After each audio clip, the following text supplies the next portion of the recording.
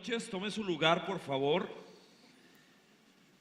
Cuando me señalaron el tiempo de venir acá, que tenía un lema bíblico que está ahí en Apocalipsis capítulo 4, y empecé a estudiar el pasaje, no para hablar de él de manera puntual, sino para tratar de entender la línea por donde iba a marchar estos días de retiro. Y esta frase sube acá.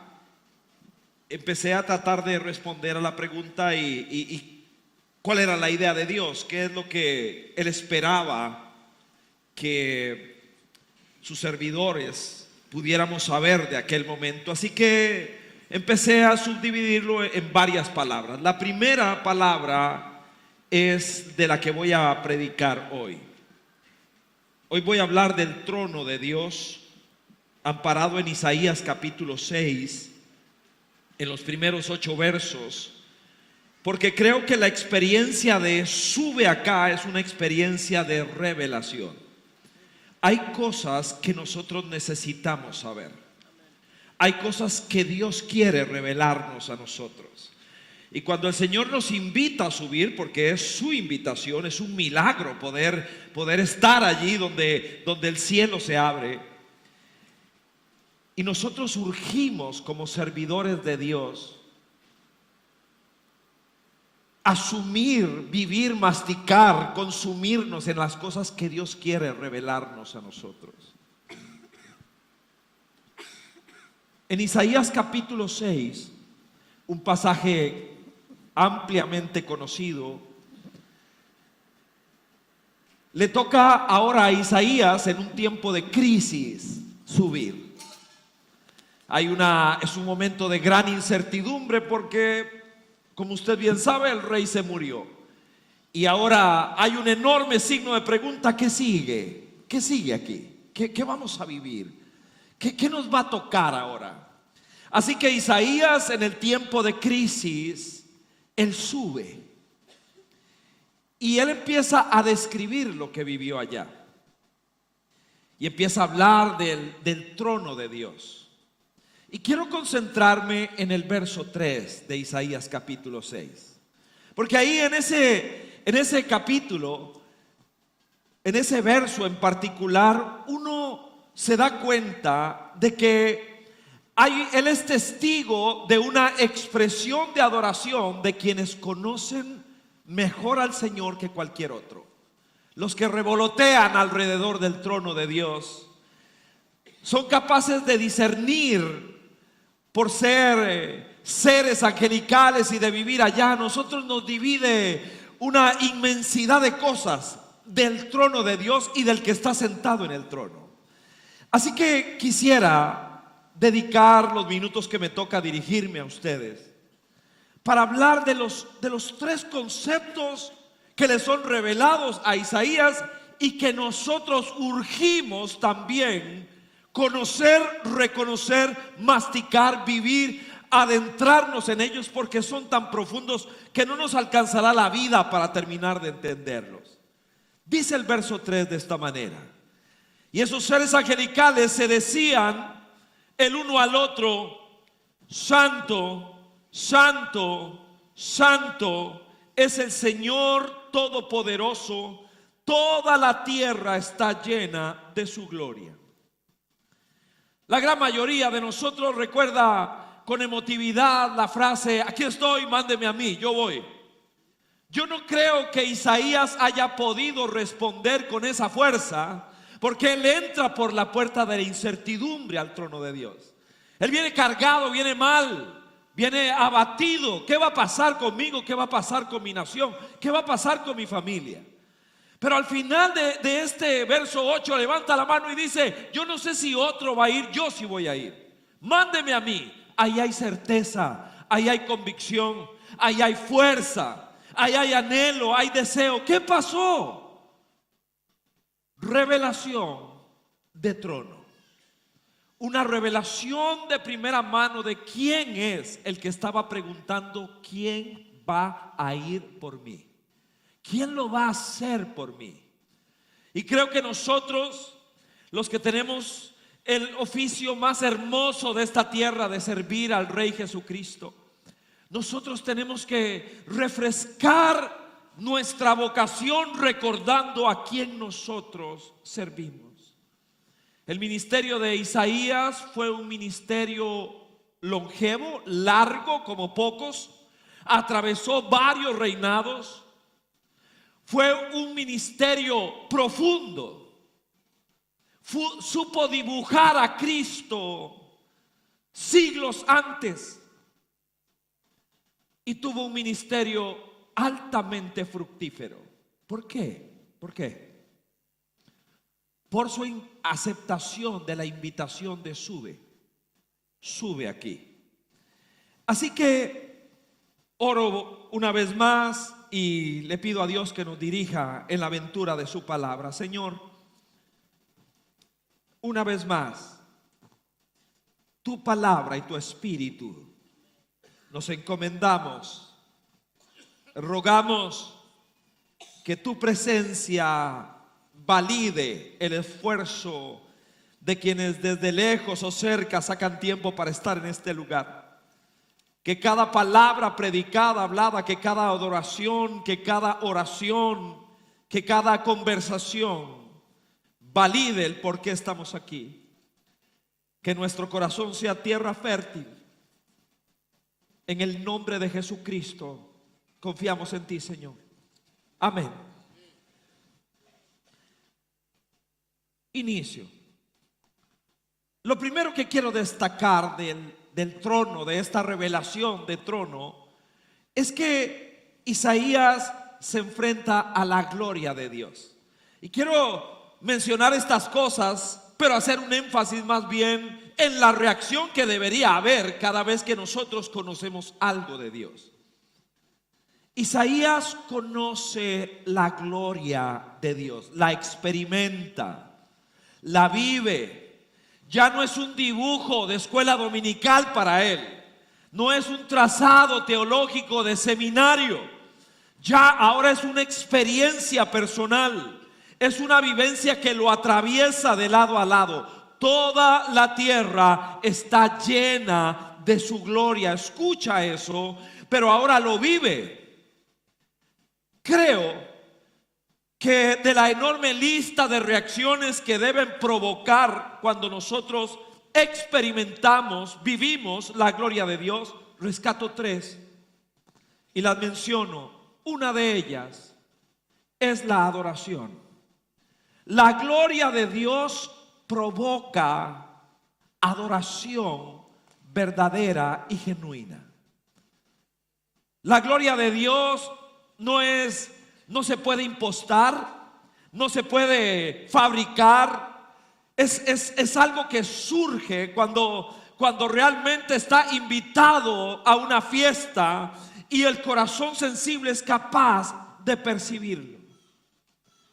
Somos demasiado distraídos y somos capaces de, en algún momento, de desatender a esa preciosa presencia que, según la palabra de Dios, tiene que iniciar donde nadie nos ve.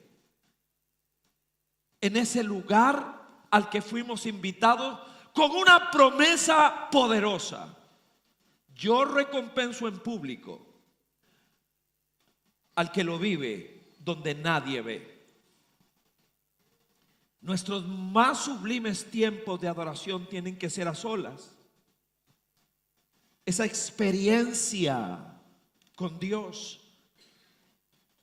Lo otro que veo y que me atrevo a leer de Isaías es la provocación a la humildad genuina.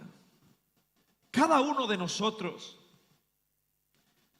tiene su ego y es fácil de estimular.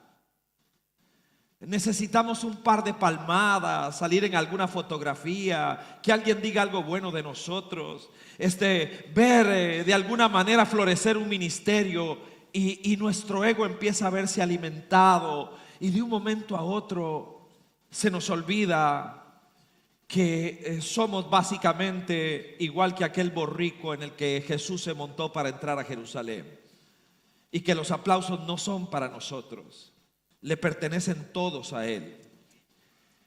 Cuando alguien experimenta, y es que lo urgimos experimentar la gloria de Dios, se provoca una genuina humildad, porque debemos reconocer que también hay falsa humildad. Es la apariencia, pero realmente no soy humilde.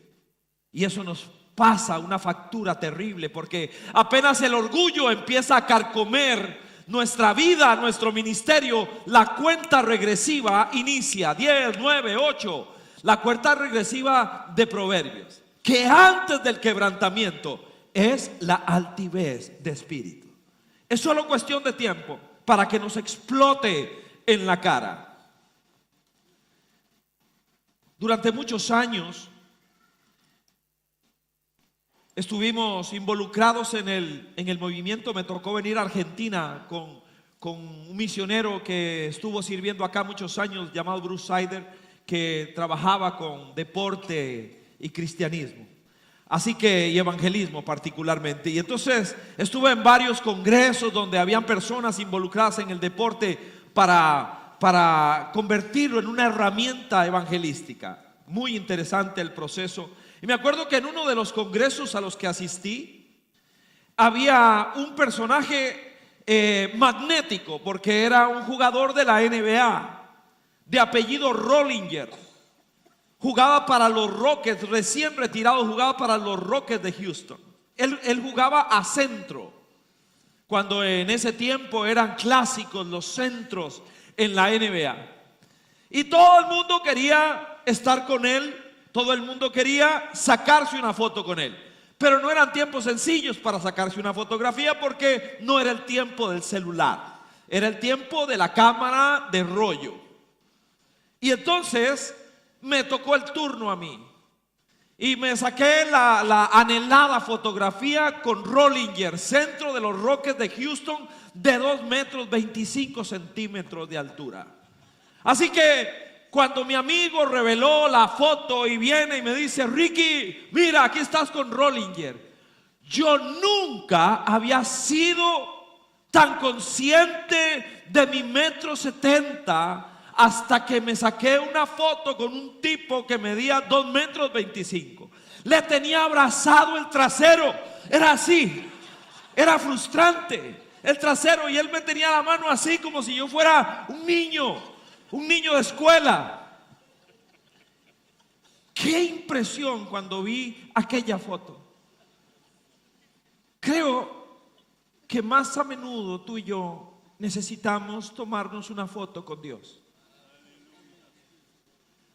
para recordar nuestro tamaño, para recordar quiénes somos, para recordar nuestra dimensión. Y eso solo es posible cuando aceptamos la invitación de sube acá. No puede ser que en adoración permanezcamos abajo. Quiero que cada canción me lleve allá.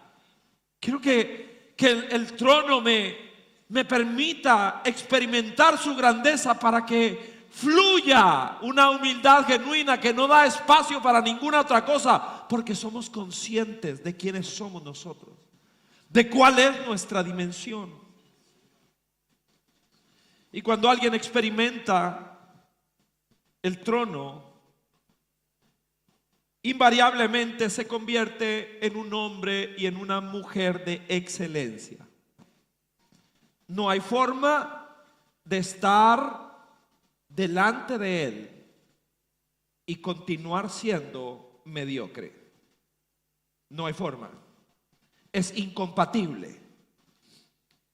Alguna persona dirá: es porque hay alguien obsesivo. Seguramente hay facetas de obsesividad en algunos de nosotros, pero a mí me agarra una picazón en todo el cuerpo cuando llego a algún lugar y veo que las letras que en algún momento dijeron Jesús es el Señor, ahora le falta la J, le falta la U, le falta la S, y ahora lo que dice es, porque no dice absolutamente nada. Se cayeron las letras y nadie las pegó. A nadie le estorba que eso esté así. Alguien dirá, eso es obsesividad. Yo quisiera creer que todos aquellos que en algún momento conocieron la gloria de Dios se rehúsan a caminar por el sendero de la mediocridad. ¿Qué es mediocridad? La mediocridad es hacer las cosas con la mitad de lo que tengo. Por eso se aplica esa palabra. La mediocridad es que tengo ingenio, pero solo uso la mitad. Tengo fuerza, pero solo uso la mitad. Tengo iniciativa, pero solo uso la mitad. ¿Por qué? Porque soy una persona mediocre. Eso no es humildad. La excelencia tampoco es ser mejor que otra persona. Ser excelente no es que yo soy mejor que usted es mejor que yo. Ser excelente es que yo soy la mejor versión de lo que puedo ser hoy con lo que sé y con lo que tengo. Eso es excelencia. Excelencia es que no me quedó nada para dar porque lo di todo para el Rey. Porque Él, su trono es un trono de gloria. Y cuando alguien la ha experimentado, su predicación es lo mejor que pudo dar. ¿Hay otro mejor que usted? Seguramente, claramente que sí. Pero yo no pude ser mejor que yo hoy, porque lo di todo. Di lo mejor que tenía. Lo mejor desde mis riñones, desde mis intestinos, di lo mejor que podía. No nos dejamos nada. Ese fue Isaías. Le bastó una vivencia de aceptar la invitación de trono para que Dios le revelara quién era Él. Era el Dios de la gloria. El Dios de la gloria, que con esa gloria llena la tierra. Y entonces lo adoró. Quedó vacunado contra el ego y el orgullo de por vida. Y se convirtió en un hombre de excelencia. Su libro es un reflejo de esto. En segundo lugar, voy a la segunda área de experiencia, de revelación de Isaías. En segundo lugar, Isaías experimenta la santidad de Dios. Los seres angelicales ni siquiera se conformaron con decir que era santo, sino que tapándose la cara, gritaban de manera triple que era santo. ¡Qué experiencia!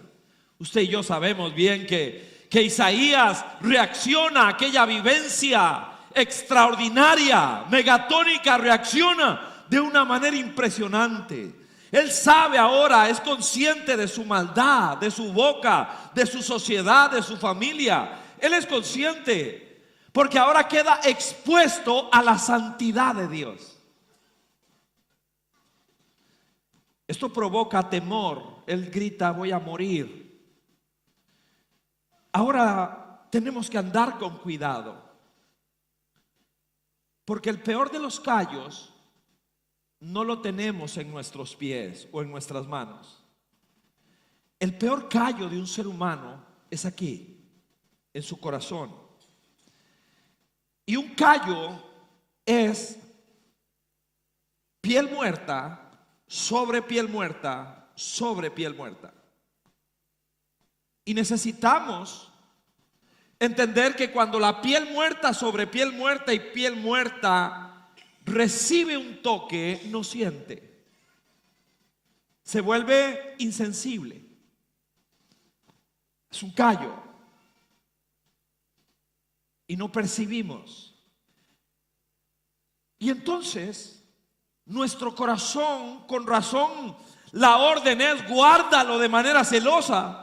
Si vas a guardar algo, no te olvides de que tu corazón debe ser primero, porque debe permanecer sensible a Dios. Porque cuando paso por una cosa, una acción, un pensamiento, una palabra, y lo vuelvo a repetir y lo vuelvo a repetir, siendo incorrecto, empieza a envolver mi corazón en piel muerta, que me vuelve con un grado de insensibilidad.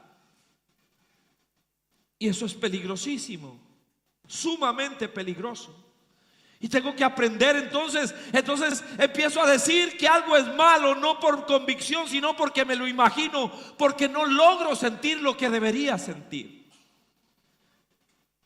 Peligrosísimo caminar hacia la religiosidad con la fachada evangélica, que existe también.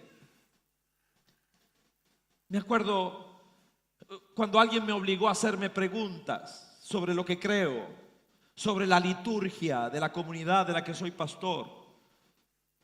Es un tipo grande que recién se había convertido y llega y me dice: pastor, mi novia y yo nos casamos. Él era un motorista de esto, de Harley. Nos vamos a casar, mi novia y yo queremos ponernos en orden. Qué bueno, campeón, le doy la mano, le abrazo, un oso, tipo grandote. Y me dice, y quiero decirle que algunas cosas que no sé si van bien, pero voy a invitar a todos mis amigos del club de motociclistas. Yo, a la boda tuya, usted invita a quien usted quiera. Esa es su boda. Dice: pastor, pero ellos no son gente de corbata ni nada, van a venir con chaquetas o chalecos de cuero y no son así como muy educados, muy potables para una iglesia. Esa es tu boda, usted que venga. Dice: uy, me alegra mucho, pastor, pero hay algo que ellos quieren hacer y yo no sé si esto vaya a ser posible. Ellos quieren meter la Harley Davidson a la iglesia para que mi novia y yo pasemos por el centro. Inmediatamente mi religiosidad reacciona con alarma. Me investigo en la concordancia mental que uno puede tener si habrá algún verso que dice: no meteréis las motos al templo, pero no me llega nada, no hay nada ahí. Así que después de pensar y pensar, si hay algo que se opone, le digo: dele. Iba a ser una boda emocionante. Así que recuerdo cuando llegué aquella mañana a Vida Abundante, allá en una pequeña ciudad semirural de Coronado, donde somos pastores. Y entro y veo aquella fila de motocicletas todas haciendo un pasillo hasta adelante. Y veo a los invitados famosos en chalecos de cuero, todos llenos de tatuajes, pañuelos en la cabeza. Bueno, era una cosa impresionante cuando los veo así, todos mascando chicle y todo. Y cuando ya va a empezar la boda, los padrinos, que eran los que estaban de las motos, cuando va a entrar la pareja, ellos salen, rompen filas de donde estuvieran y se suben a las motocicletas, las encienden todas, 20, 30, las encienden y empiezan a acelerarlas y a sonar el claxon. ¿Cómo le dicen ustedes la bocina? Y aquel humarascal y aquel escándalo. Y yo me emocioné, la pura verdad. Me emocioné porque logré pasar algunas barreras que me he autoimpuesto. Quiero ser sensible a lo que verdaderamente está mal y quiero ser libre respecto a aquello que no tiene nada de ofensivo para Dios, que Dios sigue viendo el corazón. Al final, uno de los más rudos de ellos se me acerca así, me vuelve a ver para un gozo también, me vuelve a ver y me dice: mire, yo quiero decirle que esta mañana para mí ha sido inolvidable, porque yo no podía creerlo. No podía creer que aquel grandulón estuviera llorando porque él tenía años de no entrar a una iglesia. Santo, santo. Él es santo, sin duda alguna. Y tengo que ser particularmente sensible a lo que ofende y a aquellas cosas que no. La diferencia entre eso es enorme. Esa santidad que provoca revelación. Porque hasta que él dice: uy, me voy a morir, porque siendo yo quien soy, he visto mis ojos al Rey, al Señor de los ejércitos. Cuando usted lee, esta es una reacción en cadena. Dice: se murió el Rey. Eso es una circunstancia, una situación. Pero luego lo que nosotros vemos en este hombre es que hay una búsqueda, no solo hay una situación, sino una búsqueda, y luego del fuego que le quema la vida hay revelación. Y después de la revelación hay reacción. Aquí estoy, mándeme a mí. La santidad de Dios produce temor por lo que hay que tener temor, produce revelación, inmediatamente produce un anhelo de integridad, un anhelo genuino por ser íntegros. La santidad, según Pablo al inicio de Primera de Corintios, es un hecho que Dios nos regala, pero también es un llamado a los santificados en Cristo Jesús, llamados a ser santos. Me lo regala y me lo demanda. Y cuando una persona cobra conciencia de lo que ha sido, de la boca quemada, de que han sido perdonados nuestros pecados. Yo no nací en la iglesia, no nací en la iglesia. Soy convertido a los 21 años. Era adicto a la pornografía desde los 11 años. En una cantina que mi padre tenía, cayeron en mis manos la revista que él tenía, las revistas que tenía para sus clientes. Soy de aquella generación que llevaban a un prostíbulo para que se hiciera hombre. Empecé a jugar fútbol profesional muy temprano, muy joven, y eso me abrió una enorme cantidad de puertas. Entré por casi todas ellas y no eran muchas de ellas correctas. Así que a los 21 años mi vida era un desastre completo, absoluto y total. Y recuerdo que muy nuevo en la fe cristiana, me tocó jugar contra un famoso equipo de Alemania que llegó a visitar nuestro minúsculo país, Costa Rica. Hay mucha gente, seguro aquí también, que ni siquiera saben que hay un país que se llama Costa Rica. A mí me dicen, uy, qué lindo vivir en una isla. Yo no vivo en una isla, eso es Puerto Rico. Mi país ni la gente sabe que existe. Y bueno, ya me he acostumbrado. He llegado a lugares donde el afiche dice Ricardo Salazar, Puerto Rico. Es como que a usted le pongan su nombre y pongan Uruguay abajo. Entonces dice, pero yo soy argentino, no soy uruguayo, yo soy de Costa Rica, no de Puerto Rico. Pero bueno, el Stuttgart de Alemania llegó al desconocido país de Costa Rica en una gira y llevaban a 3 jugadores campeones del mundo de la selección de Alemania. Iba el portero Bodo Igner, iba el defensa central, no recuerdo bien su nombre, y el más famoso de todos, Jürgen Klinsmann, centro delantero de la selección de Alemania. Y ahí estábamos nosotros, el equipo de nosotros, un equipo de un país pequeño, desconocido, como locos, pensando que vamos a jugar contra aquellos monstruos. No podíamos ni dormir en la previa de pensar que íbamos a jugar contra esos tipos. Y por fin llegó el juego aquella noche, el estadio abarrotado, todo un evento que haya llegado esa gente allá. Y bueno, pensábamos que íbamos a jugar contra ellos, pero al final la realidad fue que ellos jugaron con nosotros, ¿ok?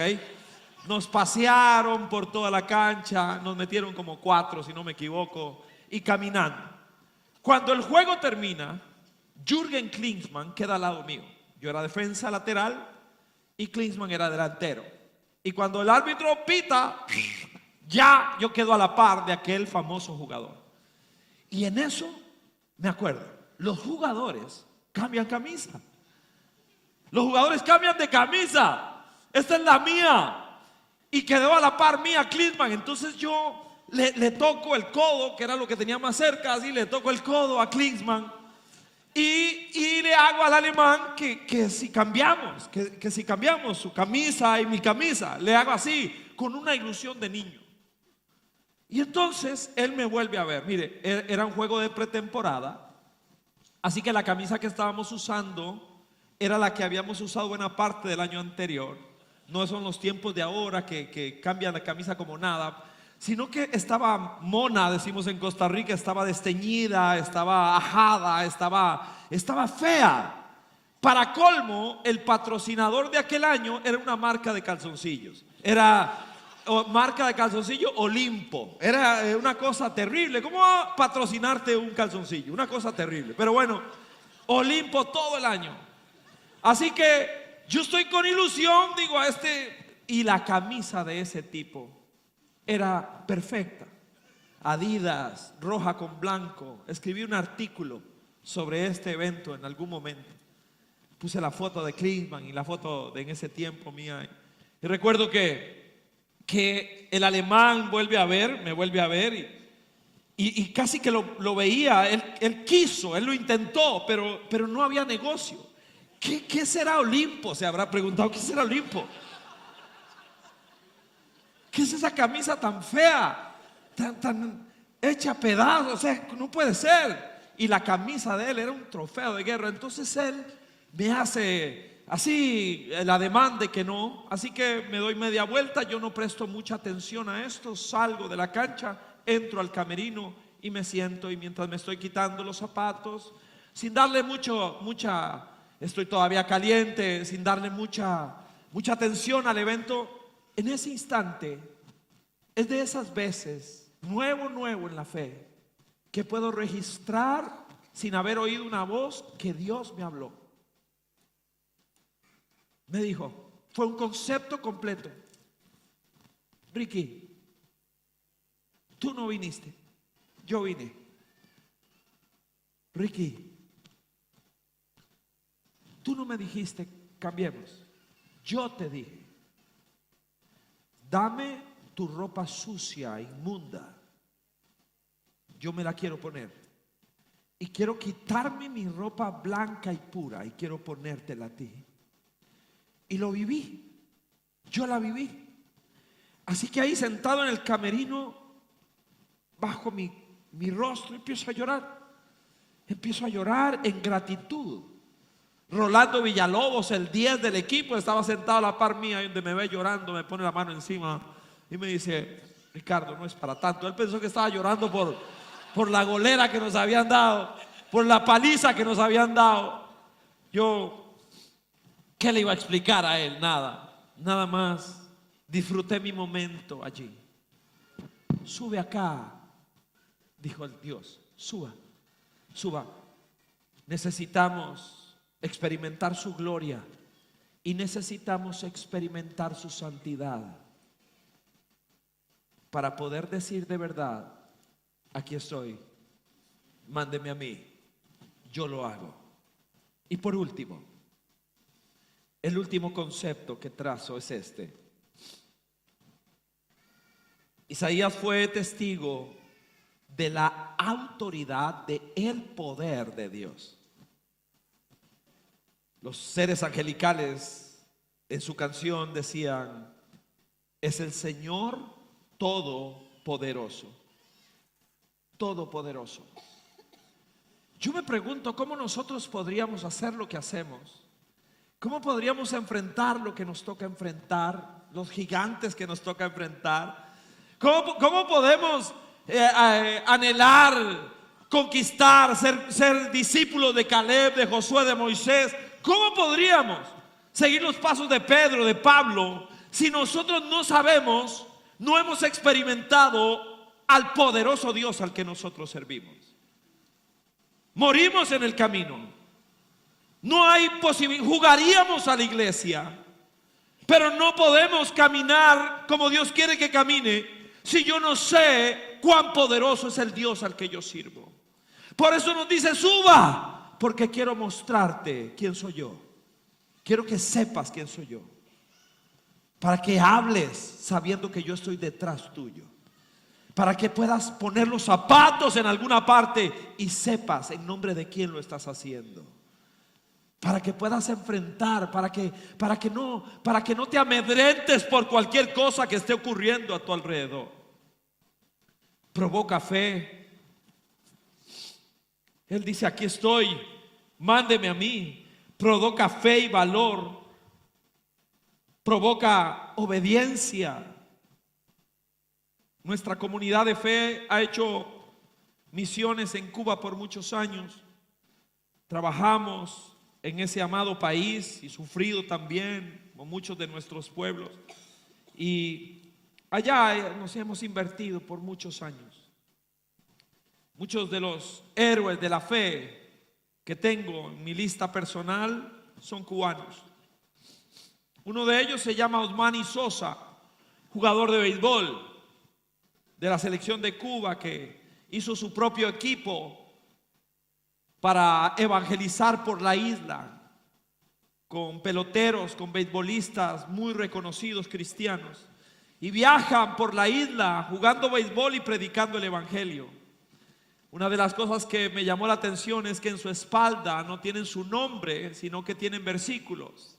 Juan 3, 1, 6 se leerá en la espalda de alguno de ellos. Y cuando van a evangelizar, se vuelven al público y les explican que Juan no es un nombre y que 3, 1, 6 es un verso, y por ahí van. Cuenta Osmani que en una oportunidad, mientras están en la previa invitando a la gente de un pueblo para que lleguen, le dice un guajiro, es el campesino cubano, le dice: no me hable de Dios, estamos de sequía de mucho tiempo, y yo le pido a Dios que caiga agua para poder tener alimento para nosotros, para el sustento de mi familia. Tenemos sequía de muchos meses, no me hable de Dios. Y viene Osmani en una genuina aspiración del Espíritu Santo y le dice: mañana después del juego llueve. Es que hay profecías y profecías, ¿verdad? Ahí no hay quite. Mañana después del juego llueve. Y los otros compañeros de Osmani que estaban por ahí cerca lo vuelven a ver como diciendo: uy, Osmani, te emocionaste demasiado, hermano, te pasaste.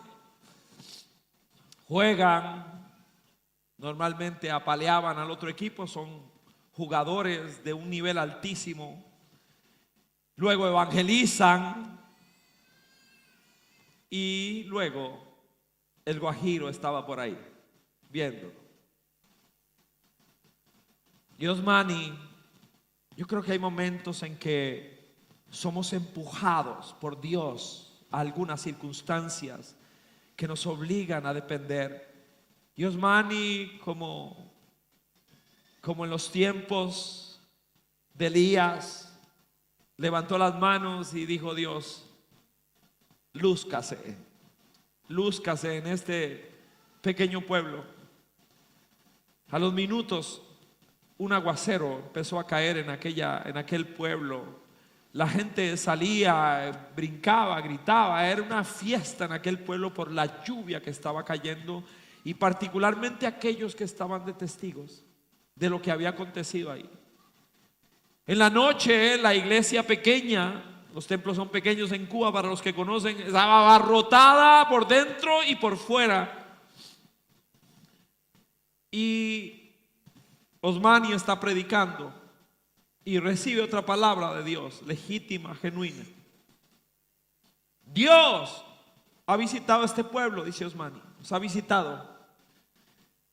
Y Dios les dice que les da abundancia de comida ya. Les dice, ya. Ahora, una cosa es que haya llovido y otra cosa es que en Cuba, donde escasea el alimento, diga que Dios les da abundancia de alimento ya.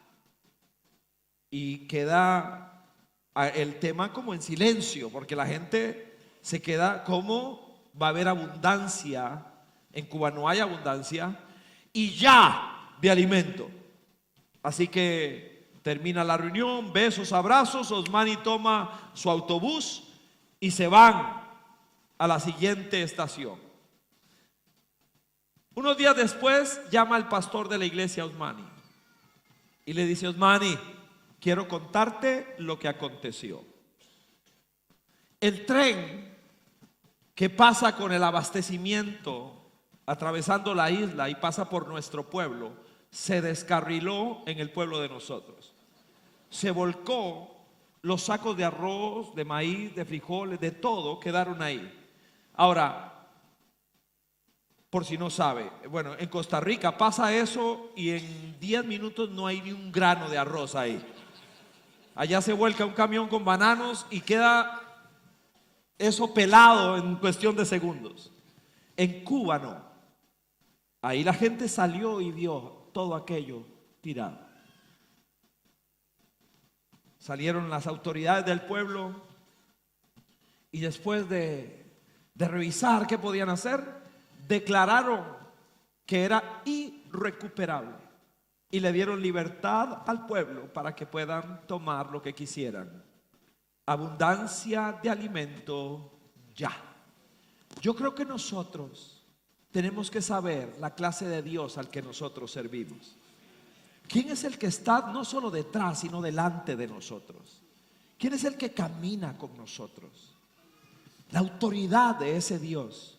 Creo que el grado de miedo que nos han hecho, y lo digo con convicción personal, que la bulla de nuestros adversarios ideológicos nos ha permitido que de alguna manera bajemos los tonos, no miremos a los ojos. Se nos olvidó quién es el que está con nosotros. No tengas miedo porque yo estoy contigo. No desmayes, yo soy tu Dios que te esfuerzo. Yo nunca te voy a dejar, nunca te voy a desamparar. Mi mano derecha siempre va a estar allí para sostener la tuya. Yo quiero recordar eso y quiero caminar sabiendo que Él está conmigo y que Él nos va a respaldar. Y que Él, en el momento en que nosotros realmente lo creamos y el cielo y la tierra estén de acuerdo, Él se va a glorificar con ese poder, con ese mismo poder que levantó a Cristo de entre los muertos. Me quedó demasiado claro, muy temprano, quién vive en mí. Muy temprano. Conozco a Cristo. Y a las pocas semanas estoy en la Ciudad de México para un partido, un juego. Y estamos allá en la Ciudad de México y nos llevan a conocer el Zócalo. Soy nuevo en la fe, soy una persona que está dando sus primeros pasos. No recuerdo que supiera a esa altura algún versículo de la Biblia, ni me había adentrado en el discipulado cristiano. Tengo a Cristo en el corazón, estoy seguro que había nacido de nuevo, estoy dando mis primeros pasos en la fe. Y ahora estoy en el Zócalo, en la Ciudad de México, aquella explanada gigantesca, caminando por allí, conociendo con algunos compañeros, y llego a un círculo que se había hecho en la plaza.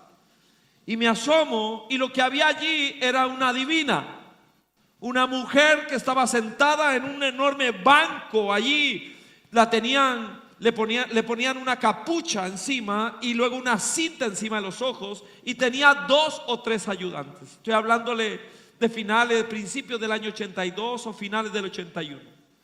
Y entonces los ayudantes venían y le tocaban el hombro a alguna persona y la mujer decía: se llama fulano de tal.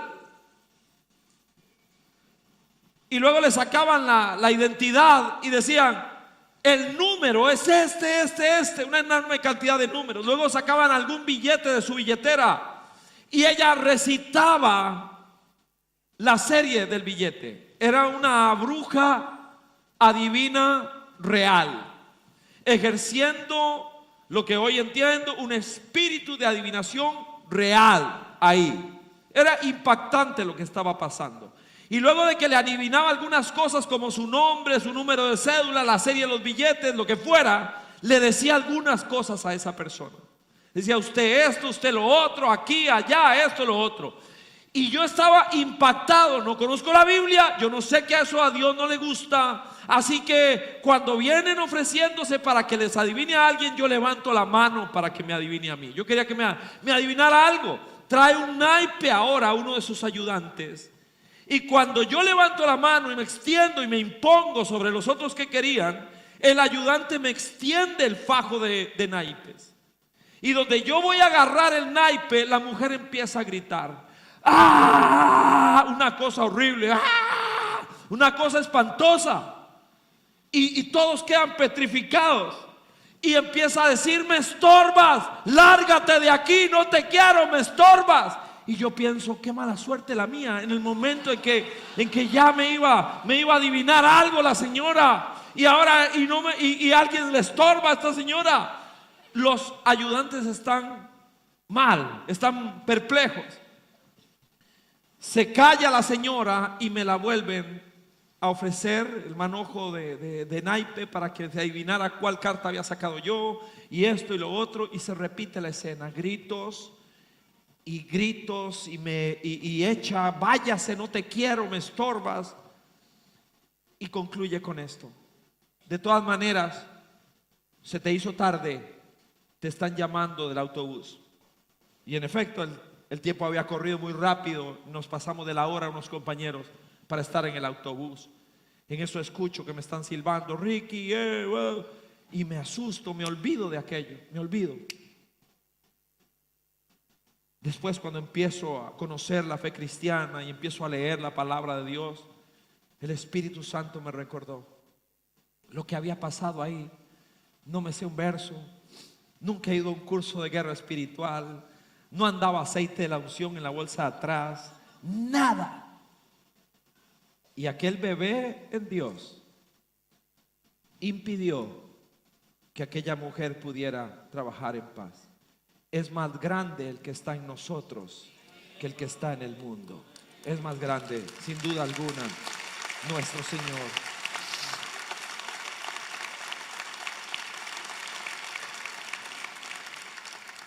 Prefiero dejarlo aquí.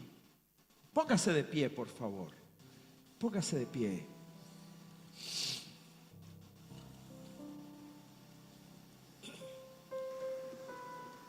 Yo creo que esa invitación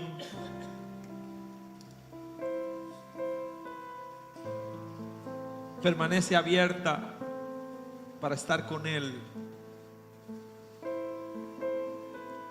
para que tengamos nuestra propia experiencia de monte de transfiguración, donde Jesús deja de ser el carpintero del pueblo y resplandece delante de nuestros ojos. Necesitamos revivir constantemente esto. ¿Cómo servirlo cuando nos olvidamos de quién es Él? Santo, poderoso, ¿cómo? Glorioso.